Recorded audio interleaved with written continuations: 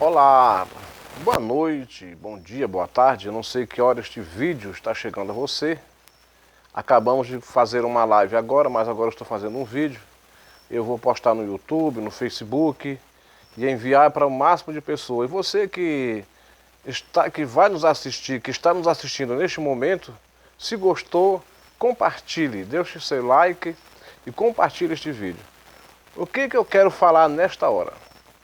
Bom, nós estamos vivendo um momento muito difícil para a igreja, mas não é pior do que o período em que viveram os nossos antepassados.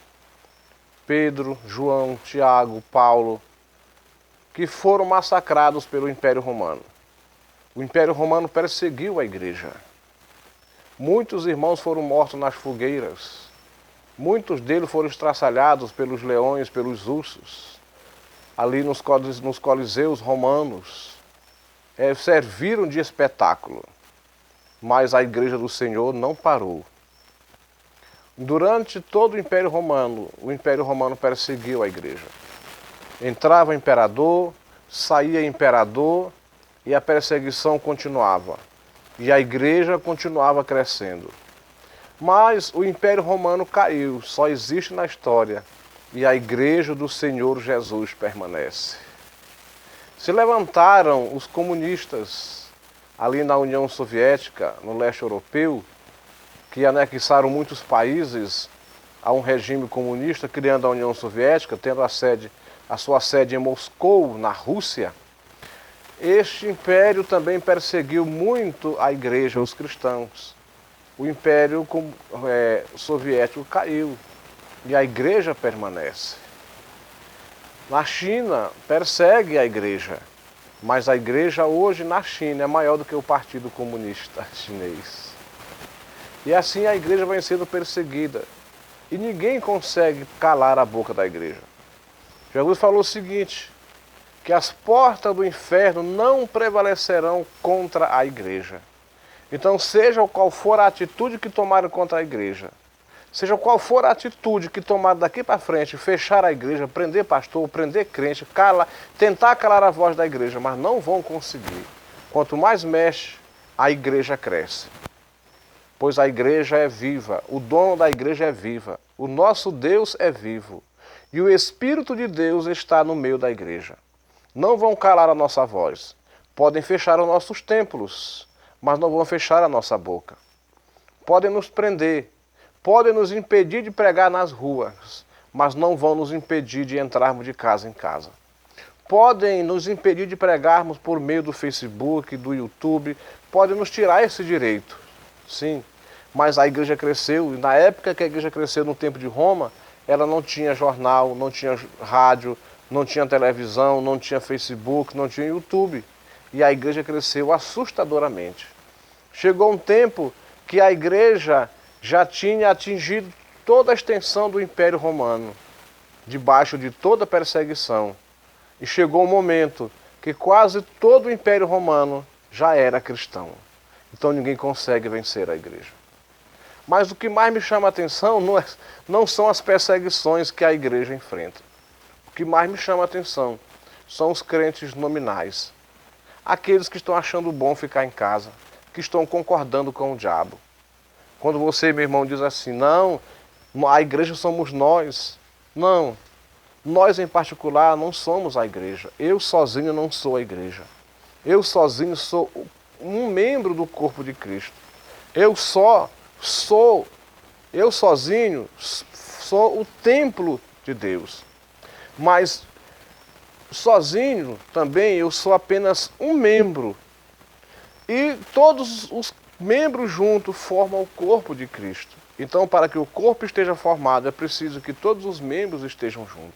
É preciso se congregar assim, seja num grande templo ou seja num pequeno templo. E outra, a Bíblia diz lá no livro de Hebreus que nós não devemos deixar a nossa congregação como é costume de muito. Então, quando você ver um crente dizer isso, ele está concordando com o diabo. Ele está concordando com os inimigos da igreja. É um crente nominal, um crente morno, um crente que não tem vontade de servir a Deus e está achando bom. Cuidado, amigo, para você não ficar neste mundo. porque você está aceitando os padrões deste mundo. Os templos são necessários sim para que os cristãos se reúnam e ali junto nós possamos orar, louvar a Deus e receber a instrução da palavra. Alguém diz, não, nós temos aí a internet. Ora, eles daqui... O próximo passo é nos impedir de pregarmos na televisão, nos rádios, na internet. É o próximo passo. E o próximo passo é a cadeia, é nos prender. Então, nós não estamos segurados nisto aqui. Se não nos deixarem nos congregar nos templos, nós vamos fazer que nem os cristãos do tempo de Roma. Vamos para as cavernas. Vamos para o meio das matas, mas nós vamos nos reunir. Então o crente que gosta de se congregar, ele vai se congregar sim. Então enquanto nós temos fôlego, vamos lutar para não fechar os nossos templos. E tem muito crente concordando com o diabo. A igreja do templo dos apóstolos, eles não tinham templos construídos, eles não tinham dinheiro para construir templo. Mas a história mostra que eles usavam casas como templos para abrigar a igreja. Então não ficava cada um na sua casa, não. Eles se reuniam no primeiro dia da semana. Lá no livro de Atos, no começo, a Bíblia diz que todos os dias eles se reuniam. Eles tinham uma casa como templo para se reunirem. Pedro e João, a Bíblia diz que eles subiam junto à oração, à hora da oração. E eles subiam todos os dias ao templo, à hora da oração. E foi lá na porta do templo, a porta chamada Formosa, que houve um grande milagre. Quando Pedro estava preso, já tinham matado Tiago. Agora Pedro estava na prisão aguardando a sua morte. Mas a Bíblia diz que a igreja não correu. A igreja não recuou. O que foi que a igreja fez? Se reuniu numa casa e foram orar e fizeram contínua oração a Deus pela vida de Pedro, até que Deus enviou um anjo e tirou Pedro da prisão. Então a igreja sempre teve o costume de se congregar assim no templo, de se reunir em um lugar. Ou fosse num grande templo, porque a igreja não tinha grande templo, mas nas casas que eram cedidas para servirem como templo para que os cristãos se reunissem. E hoje, o que me entristece não é a perseguição à igreja, é a visão que muitos crentes têm, é a visão errada das Escrituras Sagradas. Queridos, o sistema que estará aí, o sistema comunista, que já é o espírito do anticristo, eles querem esfacelar as famílias, acabar com a família, acabar com a igreja, acabar com todo tipo de sociedade. E por que quer acabar com a igreja?